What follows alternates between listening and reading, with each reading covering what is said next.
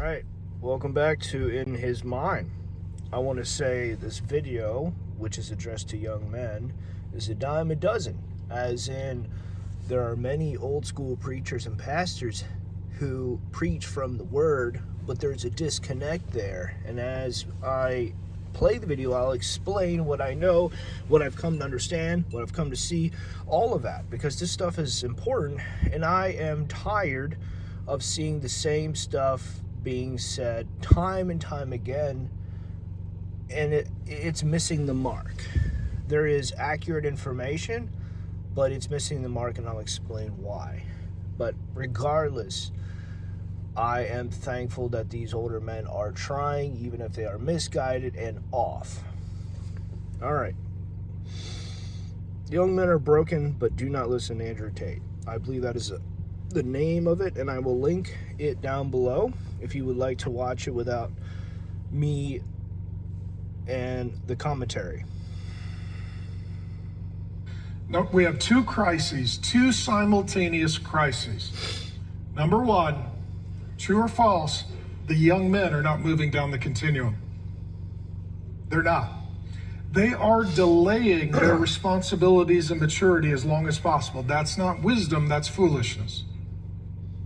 My understanding is that the ones who are able to make a lot of money, the ones who can afford it, they can afford to delay responsibility. He could also be talking about what other men who call Chads and Tyrones, the ones who are players, the ones who sleep around and sleep on the job, who don't take things seriously. He could be talking about them. As far as young Christian men that I am aware of, they either come from solid families and have their own families by their 30s with their own struggles and issues, or they are broken and lost because they did never have a father or a mentor to help guide them. What we have created this indefinite life stage. It used to be that adolescence or young adulthood was kind of in your teens, and then we moved it into your 20s, and now we've moved it into the 30s. The average man... He's spot on. He's correct. The goalpost has been moved. That is not entirely the church's fault. The church sometimes has to respond to society and some of the changes that happen there. Is over 30 when he marries for the first time. That means for 30 years he's been single. And it's not a sin to get married later, but it is a sin if it's because you're irresponsible and you don't want to grow up and take on masculine responsibility. This is why sometimes you're not enabled to take on this additional responsibility because you are in the wrong place, the wrong time, you're lacking the finances, or worse, there's no godly women around. Women who actually care about having a future, who are able to think long term. Also, I want to point out that there is a difference between traditional women and modern women, and that plays a part in this as well. Men who are godly and wise are probably going to get married younger than the other guys, because they're not going to just live with their girlfriend. They're not just looking for a good time. They want to have a good marriage, raise a good family, leave a good legacy. One of the crises we have is young men are literally frozen. They are not moving forward. They're not. And why do you think that is? It's pretty damn simple. We do not have a future to move towards. We do not have anything that is there for us to reach out to. Also, what it takes to be a man has also been changed too. Like, it's hard. It's extremely brutal, but the marks of a young man simply do not exist in the same capacity, the same way that they once did. Like buying a home, getting a relationship, like a marriage started, and having a kid on the way. This all has been removed, more or less. Like, I've taken years looking into this, and yet I still get consistently the same answers back time and time again as far as, you know, what men are and what it takes to be a man. They're not getting jobs. They're not starting careers. They're not leaving their parents' home. A little off. Sometimes the jobs simply dry up. They are no longer available, or that these young men quit. Like, I've talked to quite a few, and in fact, I've actually talked to some who are disabled. They actually get benefits. Like, they're not fit to serve in the military. They're not fit to serve to hold down some of these jobs due to some of their issues and disabilities. So having young men grow up with disabilities that prevent them from holding down a job is actually a serious matter. This is happening more and more too. I couldn't give you any numbers or statistics, unfortunately, but there's too many young men who I've talked to who are in this position. They're not launching independently. And instead what they're doing, they're dating, relating, and fornicating. They're impregnating with no intent of fathering. So we have a culture. Yeah, the Chads and Tyrones, because most every other guy out there is ignored. Cultural crisis where boys who can shave are creating babies, but not fathers. That's our cultural. Also, twofold problem there is when young women choose the wrong guy who simply wants to have fun, and the guy turns out, to be worse than as expected and leaves. So she chose poorly, but also the young men, and I admit this is rather painful, but there are some young men who realize they messed up and they leave. They make a very poor decision and leave. Like, there's no right answer here. Poor choices are made all around. Oh, come on. There you go. Crisis. Okay. The other crisis that we're having is not just with the young men. And let me say this, for you younger men, let me give you a fatherly word advice I give my own 3 sons. The sooner you start taking on responsibility, the further ahead you are.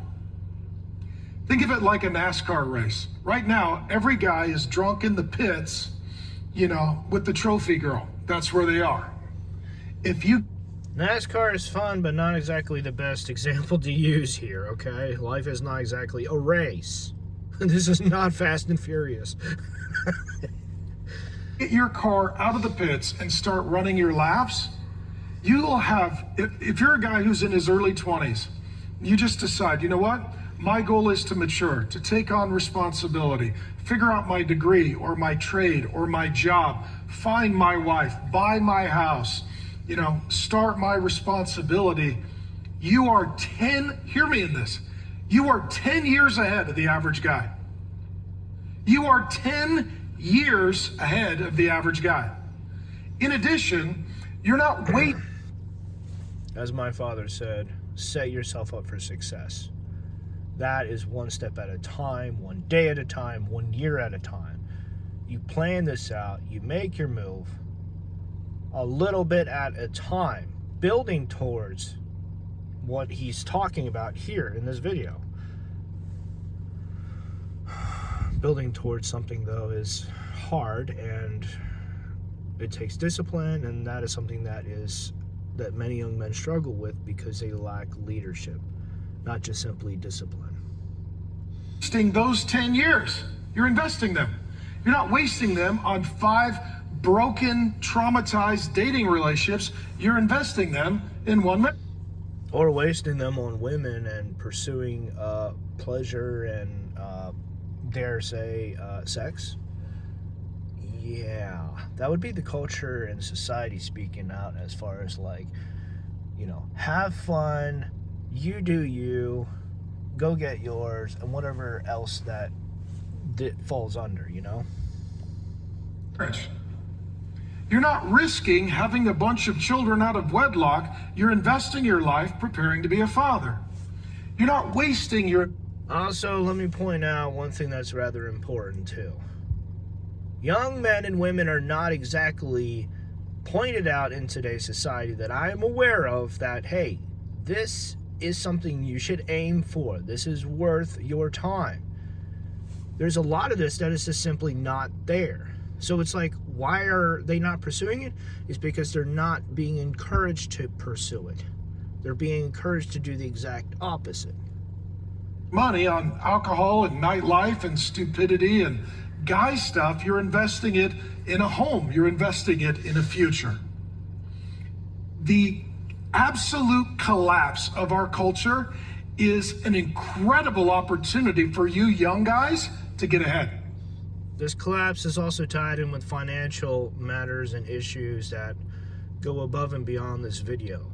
This is important because finances are not, to my knowledge, they are not taught in school, and young men are not exactly growing up being told how this applies to them and how it's important to them. Like, I mean, we all have to pay taxes, but it's something that most people dread. They do not just take it in stride. They just push it off until the very end. How many of you older guys agree with me on this point? It's an amazing opportunity. So for you younger guys that are here, you're like, okay, I want to grow in wisdom. I want to figure this out. That's why the older guys are here. You're like, yeah, let me point out something else that someone said. In the older generations, like 30 years ago, the problem was there was too much sex, and nowadays there's too little sex. There's got to meet halfway in the middle there somewhere. And the fact that he's calling out the older guys while trying to address the younger ones, there's a disconnect here. This boils down to the men in church having a disconnect with the older men in church facing the disconnect with the younger men who are not in the church. They're trying to reach out, trying to give good advice, and failing on quite a few different areas. You're never going to draw anyone back to God or the church with this kind of message, unfortunately. Oh, I hate this. I don't know how to marry a woman. Find a guy who's been married for a while and his wife is still smiling. And take notes. You're like, okay, I'd like to be a dad. Okay, find a guy who's... He's not wrong. But then again, there are too many men who put women first, like their comforts and pleasures and all that. So you could have decent Christian men who are simps, and you could have decent Christian men who are actually fathers and leaders who know how to guide and who are allowed to guide. This isn't like a one-party system. This is a two-party system with men in the right spot with the right woman by their side. Got some kids who still like him. Say, hey, I want to come over for dinner. I want to see you and your wife in your natural habitat. You know, it's like going to the zoo. I just want to see you in your natural habitat. I want to see what this works like. That's where I started.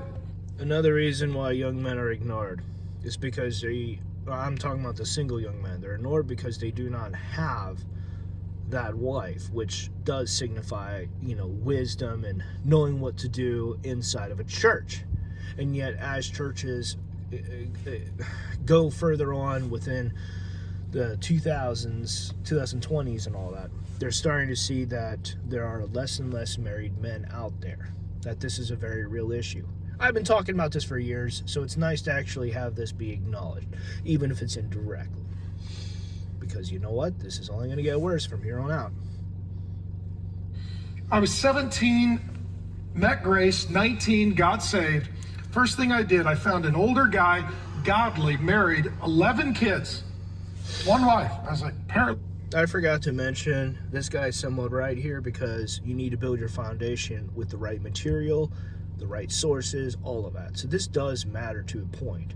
Like, if you grow up learning the wrong thing, you will have wasted years of your life. And you don't want to do that now, do you? Build your life up into something worthwhile the right way, and you only do so one time.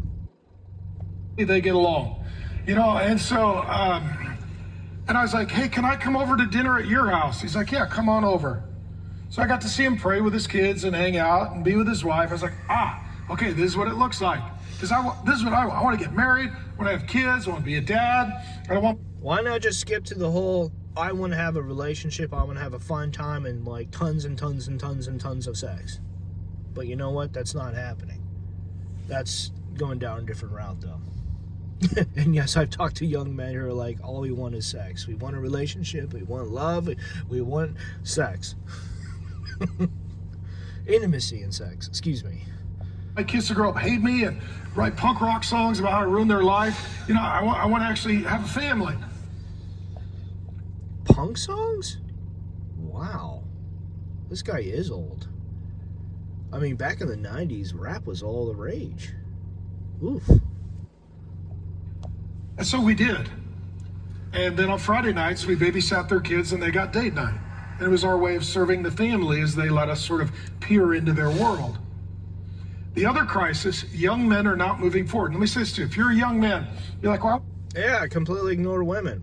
The other crisis is, who are women listening to?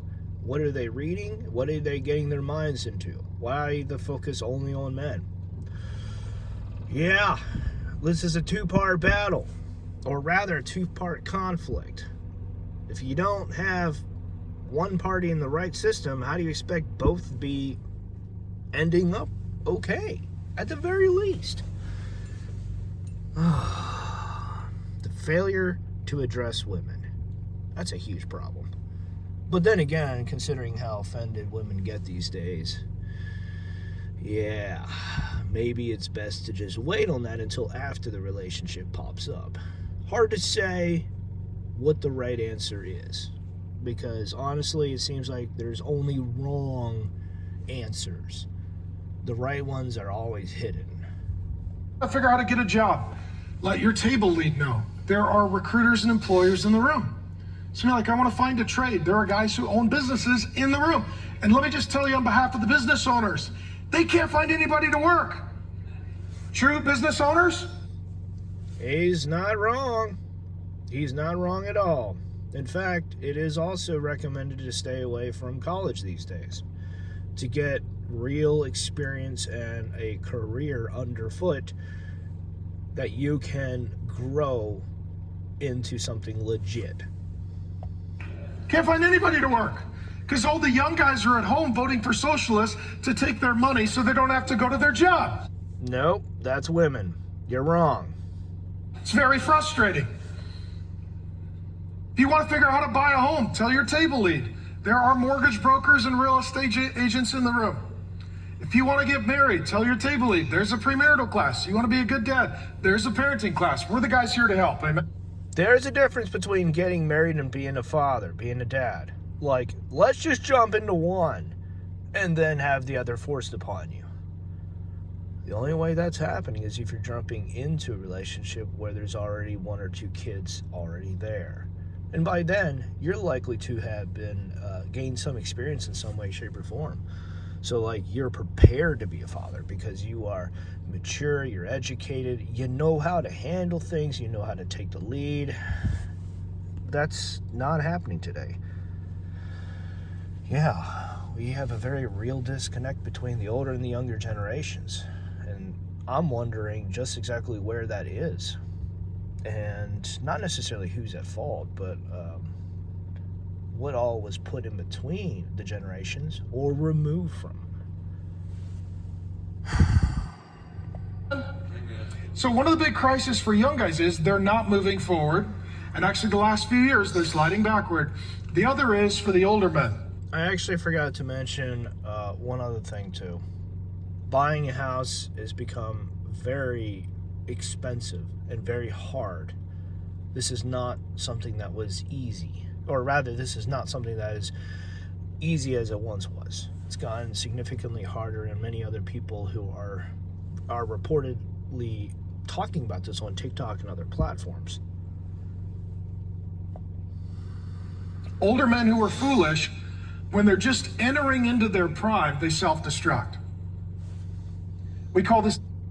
Okay, self-destruct. Are you talking... I may have to listen to a little bit more about this.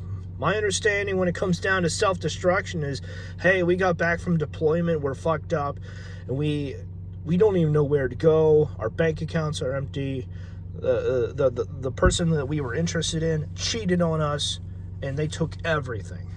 And in those cases, these men are self-destructing because they have no hope. They gave up, and that's it. That's the experience that I have when it comes down to young men who self-destruct. Midlife crisis. Okay.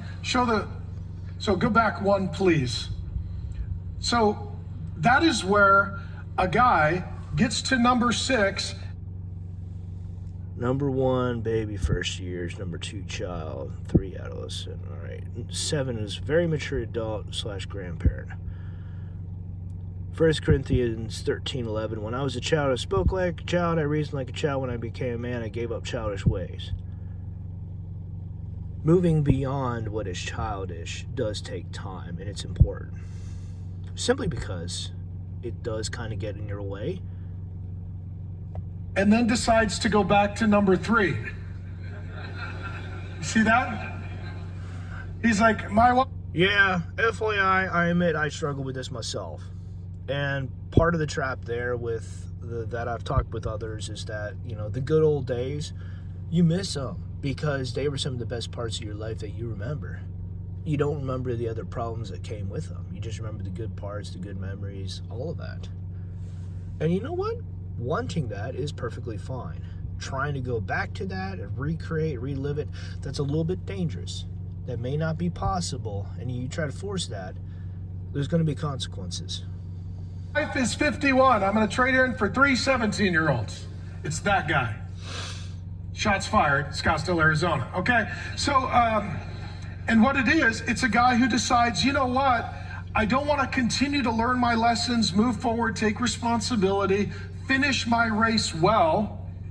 It's been reported by other men that there are those who have taken responsibility and gotten severely burned for it. And how many times does it take for you to get burned before you're like, I'm out, I'm good, I don't really want to be a part of this any longer? Doesn't matter if it's relationships or something else related. Now, for the context, since he is talking about relationships and young men maturing and all that, that's most likely what he's referring to. You get burned in how many relationships before you are done? For some, well, it's only 1, and for others, it could be 3 to 4. Depends on where your heart's at and what you want. So I'm going to go back to my college days. I'm going to have a midlife crisis. I'm going to get a hot car. I'm going to find a gal who's got a father wound. I'm going to implode my family. We're going to split everything I've ever worked for. The attorneys are going to set up. Splitting everything that you worked for? That sounds like a mistake. Pile of money on fire. Actually, that sounds like setting yourself for failure, not success. And I'm going to go back and relive my college days. Okay? So this is the crisis in our culture. The young men are not moving forward, they're stuck, and the older men are going backward, which is why we have an absolute crisis in healthy, godly, masculine leadership from top to bottom. That's actually correct. Holy jeez. That's actually nice to hear. In all of Western society, and until or unless that problem is fixed, we are a doomed culture in decline. We're a doomed culture in decline. Howdy, Pastor Mark here. Thanks for viewing the clip, and if you'd like the... All right, we're done with that. That's pretty much it. However, unlike other pastors and such, he threw out less Bible verses than I expected. I came into this mostly blind. I think I listened to like the first minute and I was just like, all right, let's just do a kind of like a reaction type of thing here because I'm sick and tired of this. And let me go into why I'm sick and tired of this, which is mainly all the focus and attention and all the talk of responsibility is put on young men. Like, how do you expect anything like this to work? How do you expect anything like this to work when the foundations aren't even correct and set up well? Set up for the success of the young man. I've struggled and I had a decent father. I still struggle, but the areas have changed as I've grown older. Oh, man. we are in for a world of pain. All right, until next time, I hope you enjoyed this.